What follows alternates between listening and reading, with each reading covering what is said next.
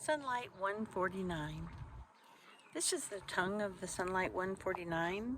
It does have a manual crank that you can crank the trailer up and down. A 2-inch ball is required for this. You have safety chains, emergency brake cord, 7-round that would attach to the tow vehicle to do the lights, such as the brake lights, the emergency lights, the blinkers. You have a propane cover, which comes off pretty easily. You have 2 propane tanks. This is your indicator of which tank you would like it to draw from first. So right now it is pointed to this one. So you would need to have this tank on and then this tank off. If you wanted it to pull from this tank, then you would just switch it over to point to that tank. You just need to have that indicator pointed to whichever tank you want it to draw from first. If you want it to draw from whichever one is open, you just leave it in the up and down position. Turn one of the tanks on and it'll draw from that first. Then when that one goes empty, if you have both tanks opened, it would just draw from the other one automatically. However, it is recommended that you leave one tank opened and one tank closed. Then when you physically run out of gas and you physically have to open the other tank, you know this is empty, you can take it and get it filled, and then you would never be without propane. So then you also have, put this back on there, you have 2 batteries that are in here. This is your battery disconnect, so if for some reason you wanted to disconnect the battery from the coach, you would turn this to the off position. If you went in the off position, the only way that those batteries will charge is through the solar that is on board. So you probably would just leave it on the on position unless you were storing it for, you know, some time. This is your hot water heater. So when you unwinterize it and you're ready to use your hot water heater, you would put the plug on. Then you would pull the pressure release valve, begin filling it with water. Then you would, when water started spewing out at you, you would pop this off, and then it'll fill the rest of the way up. The purpose for that is to allow the water to come in and the air to go out. This is your outside shower. So you can, kind of self-explanatory, but that is the outside shower. This is your black tank flush. So if you wanted to clean out that black tank, you would hook a hose up to your spigot at your house and the other end of this, and the pressure from that spigot would force the water into the black tank and help clean it out.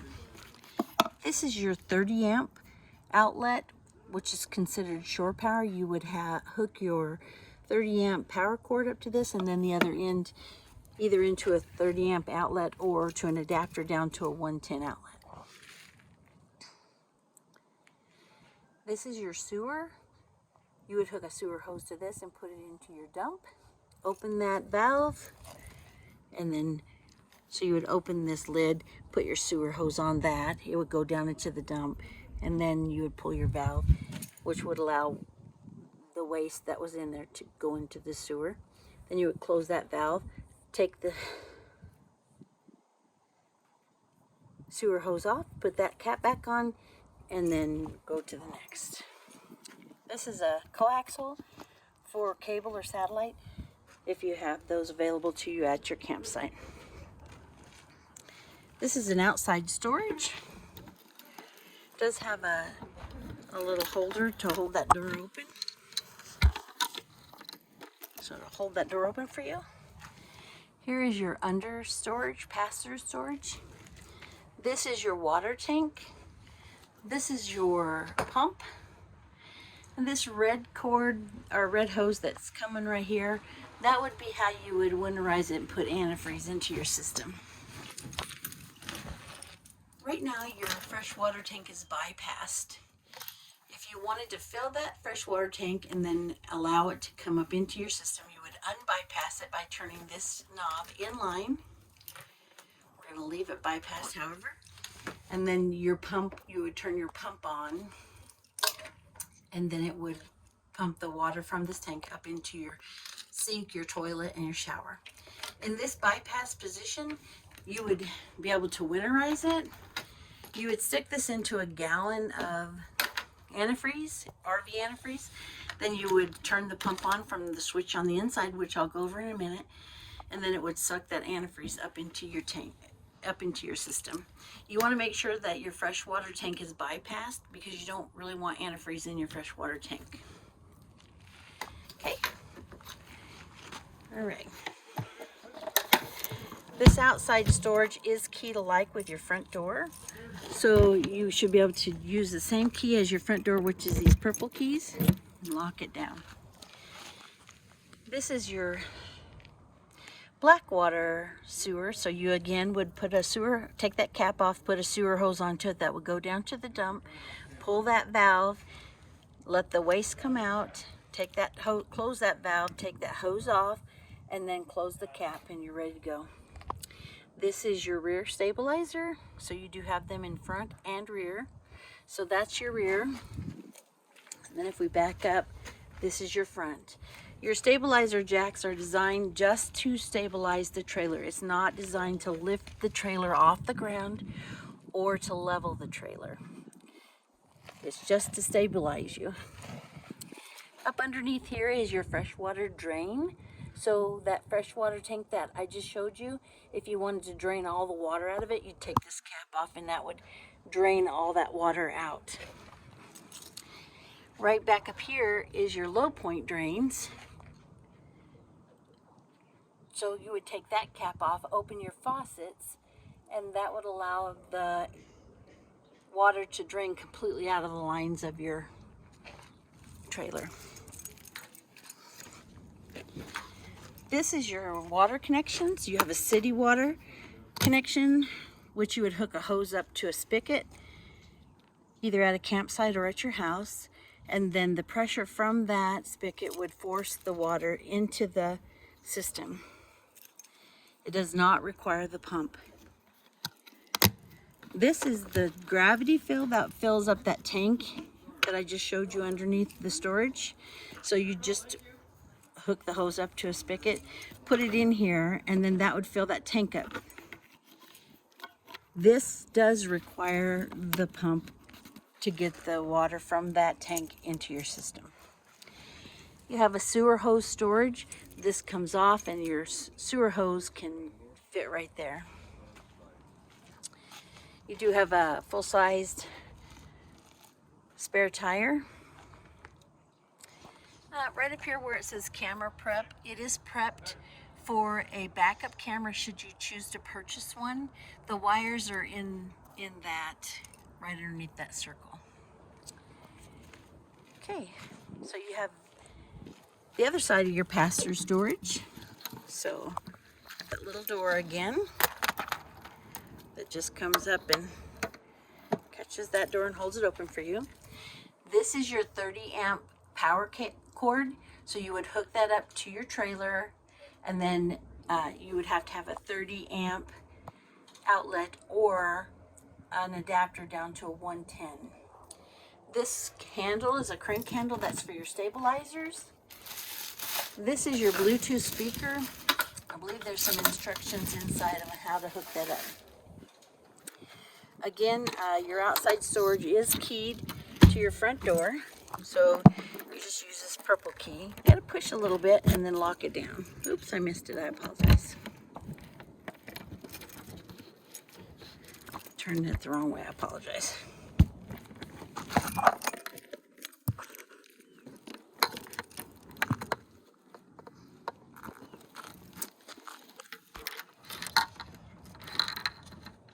Oh, it looks like they need to adjust it. So we'll get them to adjust that for you. Apologize. All right, so this is a little outlet for your, should you want to plug something into the outside of your camper. This is your heater exhaust. It does get hot and it does blow hot air, so you want to be careful not to touch that. This is a quick connect for a grill or a griddle or whatever you should choose. Right now the power is turned off. The gas is turned off. Should you want gas to come to this peripheral, you'll put that in line and it would allow the gas to come out. That is connected to your propane tanks on the front of your camper. This is your over the stove vent for that fan over the stove. So when you're using it, you'd want to open it. And when you're driving down the road or not using it, you want to snap it back down. You do have a awning, and I'll show you how to do that in just a minute. So this is your camper. You have two keys. You have two key slots. You have one key that fits both of them. The top lock is a master lock. So every dealer has a key that will fit into this. So if you need to take it in for service, you would lock the top lock, leave the bottom lock unlocked, because that is trailer specific and we cannot open that with our master key. So you would lock the top, leave the bottom unlocked, and then keep your keys so that you don't have to worry about anybody losing them. Up and down is unlocked. To the left, to the right is locked. And then back up and down is unlocked. Now the deadbolt, which is the bottom lock, is the deadbolt. So you're going to go all the way to the left is locked. Back up and down to get your key out. And then all the way to the right, all the way to the right, and back up and down to unlock it. Okay, so here's your steps. They're fully adjustable. Each leg can be adjusted with this little knob right here, and then you just pull it, and then you push the knob to bring the leg back down on each side. Your door needs to be fully opened, and I did fail to tell you that you have a door handle right here that will hold that door open. Just stick it in there, and that will hold your door. But be careful that you do just disconnect that, because it does pull off pretty easy. So this is your steps. So to get those to come down, you would just pull on this and pull them towards you, and they just kind of slip out, and there is your stairs. So again, you can adjust these stairs with that little knob so that they each leg will extend to be level. You need to make sure that this threshold is even or flush, I guess is what I'm trying to say. If it's not flush, your door will not close and the bottom of your door will catch on it. So you want to make sure that that is flush right there. This is your screen door handle. It's your screen door. So to disengage that screen door from the door, you just push back on this one right here, and it disengages it from the door. This is your, you open this to be able to reach your door, but then you can do the same thing from this side. Sorry, you just push that back. Okay, so this is your door handle from the inside. So this is the door handle. This is how you would open and close your door to pull your door. And this is your deadbolt. It will engage that deadbolt. Okay. All right. So let's go into the coach. Put that screen back in there. All right. So I'm going to actually let the door come closed. Okay. All right. So when you're going into your coach and you want to get to that door handle, you just open that up.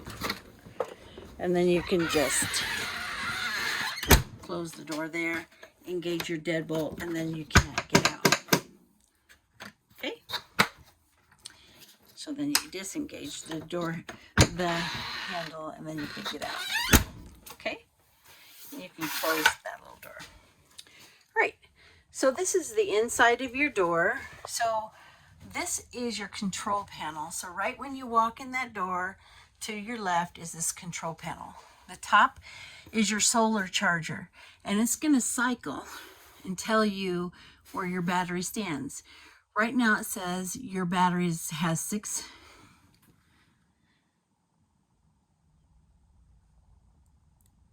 So it's charging. You see the solar charging the battery. It's at 13.1 volts, 93% charged. It's kind of a cloudy, overcast day here. And then it says your battery temperature is just 20 degrees Celsius. And you have 12.9 volts. So if you want to cycle that, you can. You can make it turn to whatever you want. And then you do have a USB charger. This is the control panel for your coach. So your first button is your water pump.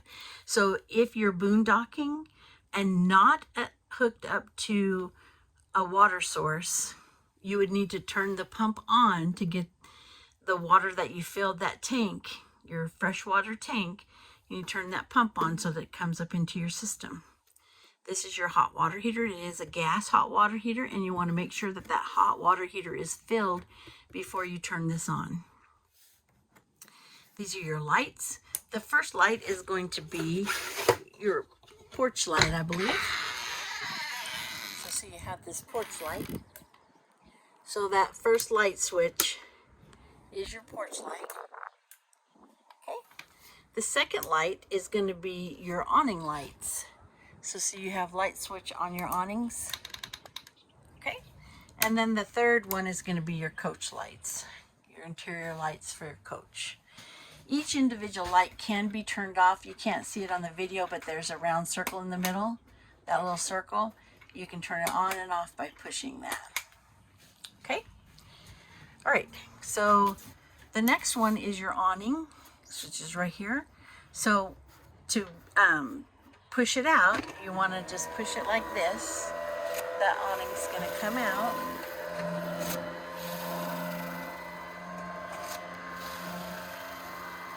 Okay, and it'll full extend. There's no legs to push down. There's nothing to really do. But once it's fully extended, I will go out there and show you the, so see the legs are going in. So that's fully extended. So there's no tears or anything in it. So that is fully extended. And if you want to bring it back in,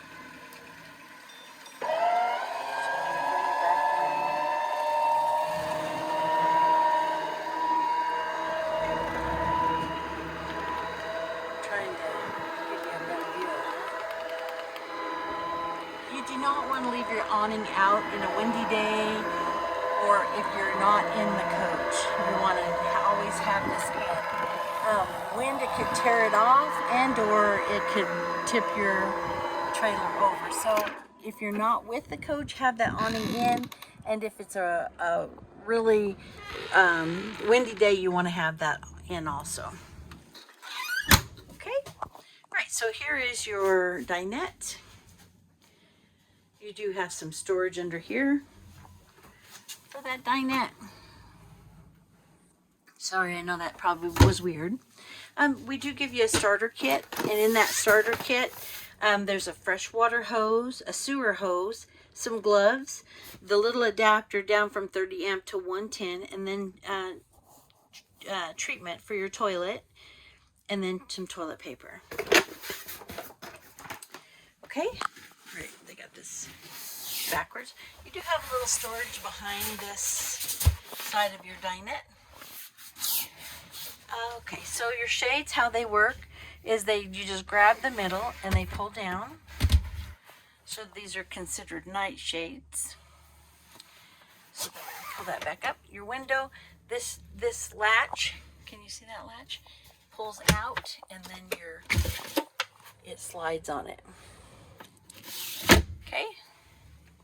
All right, let's do it on this one. Maybe you can see the handle better. So this handle pops out, and then that slides on the opens the window, and then your shade over here. You have to move that cushion forward a little bit to get that one to go shut. Okay. All right. So how this table folds down into a bed is you lift it up off of its legs. See the legs disconnect here. Then those legs would come out of this socket, lay on the ground, or you could put them in this storage. Then the table lays on this ledge right here on both sides.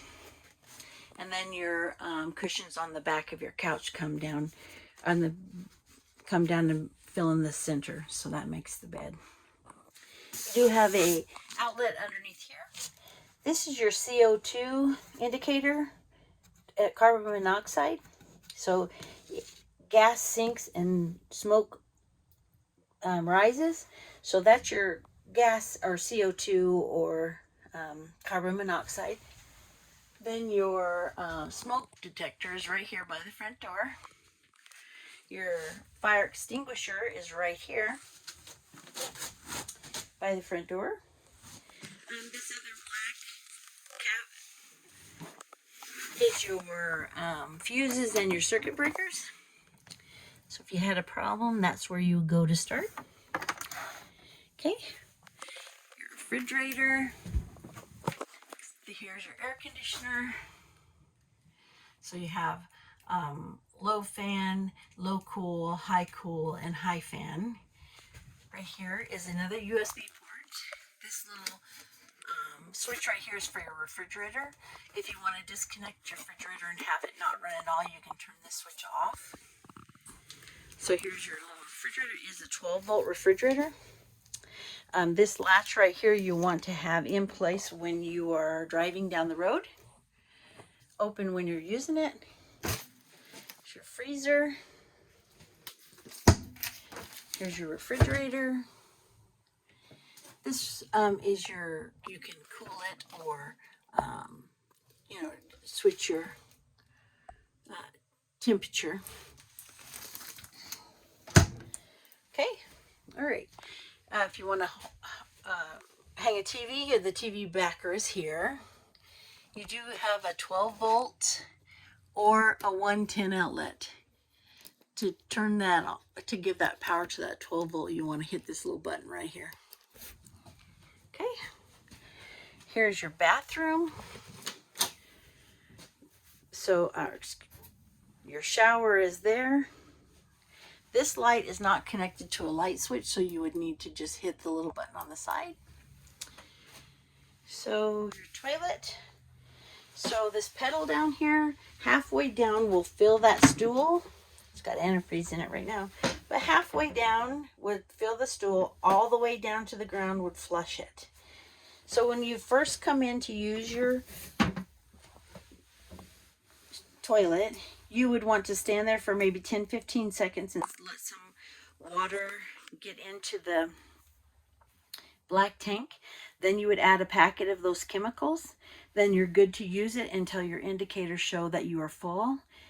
And when it shows that you're almost full, then you want to dump that. So you'd put your sewer hose onto that outlet on the outside of your trailer. Dump that black water out, come back in, and do the process again.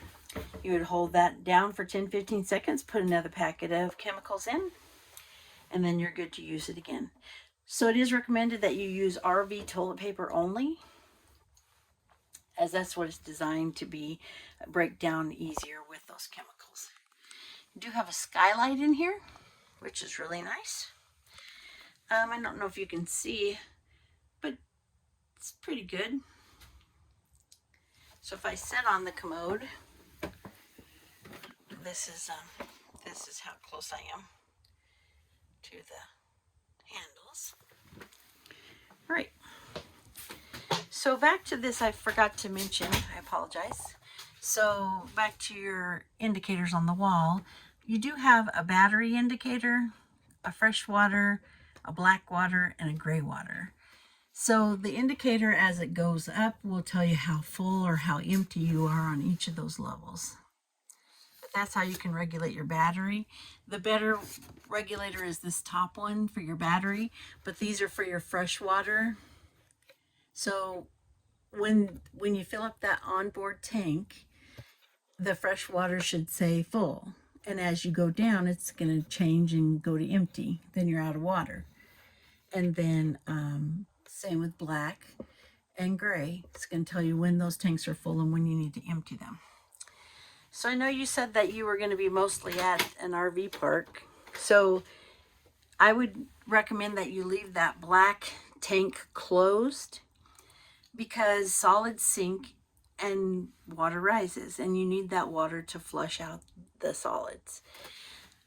So even though you have full hookups, you can hook up full water, but leave that black tank closed. You can leave your gray tank opened, but you'll want to leave that black tank closed until it's full and you want to empty it.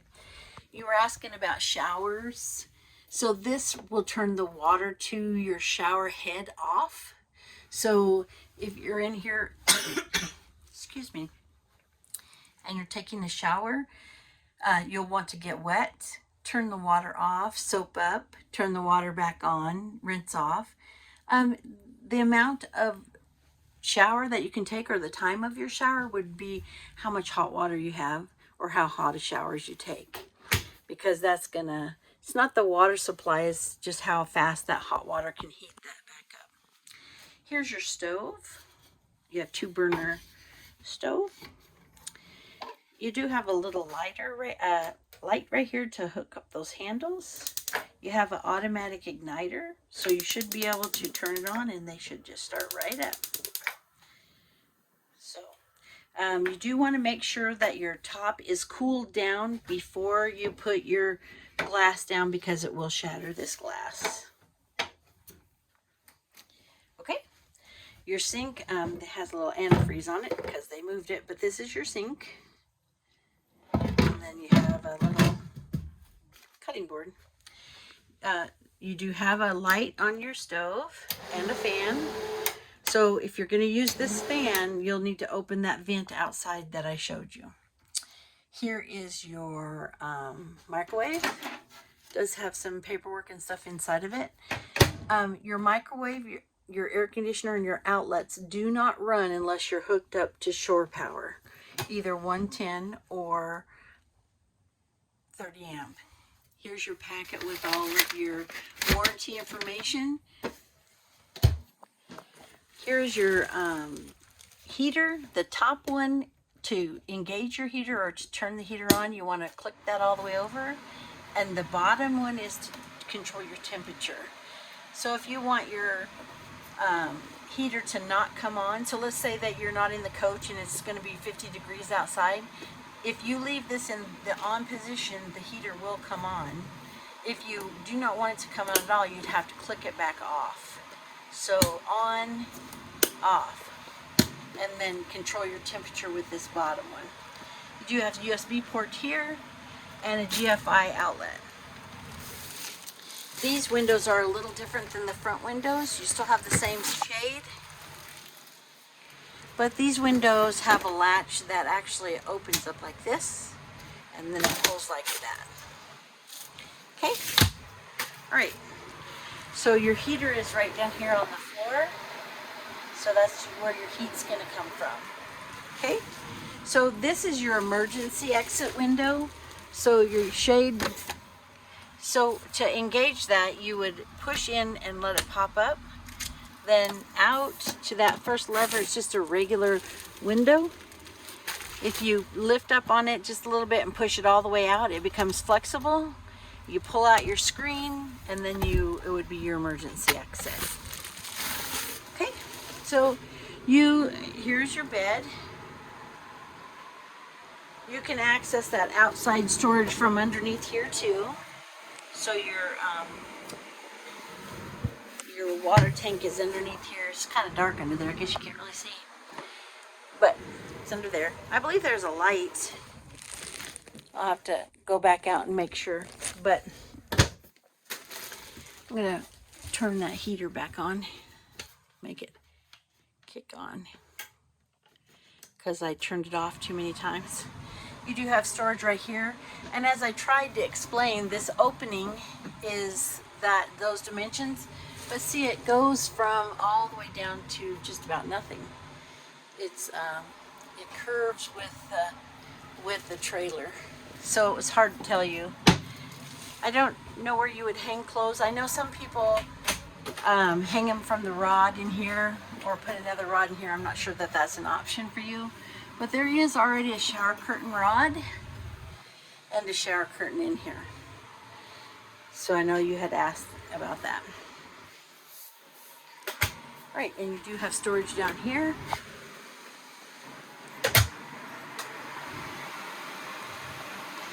Okay, so the back of your hot water heater is going to be underneath this side of your dinette. So you would remove this, these cushions, just move them out of your way, and then you'd be able to access that underneath there. So there's the back of your hot water heater. So right now you have two valves. You have two valves, one right here and one over there. So right now they are bypassed. So when you're ready to get all of the to put water in your system, you want to hook up to either the City Connect or your fresh water, and you want to run all of the antifreeze out of your system. Once all the antifreeze is out of your system, you can unbypass your hot water heater, put that plug in, pop that pressure release valve, and then fill up the tank. If you are hooked up to city water connection, the hot water heater is going to fill first. If you are hooked up to, if you are going to use the tank on board and do your gravity fill, then you would need to fill that tank, turn on the pump, and then it would fill this hot water first. And once this hot water heater was full, then it'll, if you're hooked up to city water, it'll come into your sink and your shower and your commode. If you're hooked up to the gravity fill, which is the tank on board, then you would need to use the pump. And once this was full, then you could fill up the rest of your tank again, and then that pump would allow the water to come up into your system. Okay, then we can just close this right back down, put our cushions back in place, and that's pretty much it. So I'll just do a once around for you. So I'm standing at your door, my back is to your door. So this is what's in front of me, your bathroom, your bedroom. Now I'm going to walk across and be in front of your refrigerator. And then you have the other side. All right. You also have a fan here. So sounds like it started to rain. So to open that vent, you would just turn this and it would open the vent, and you can open it up further than that. But when you're driving down the road or towing it, you want this closed, and then to turn the fan on, you just turn that on. Okay, all right, I think that's it. I do have a light over here that is not connected to the outlet, the light switch, excuse me. All right, hope that helps. Have a good day.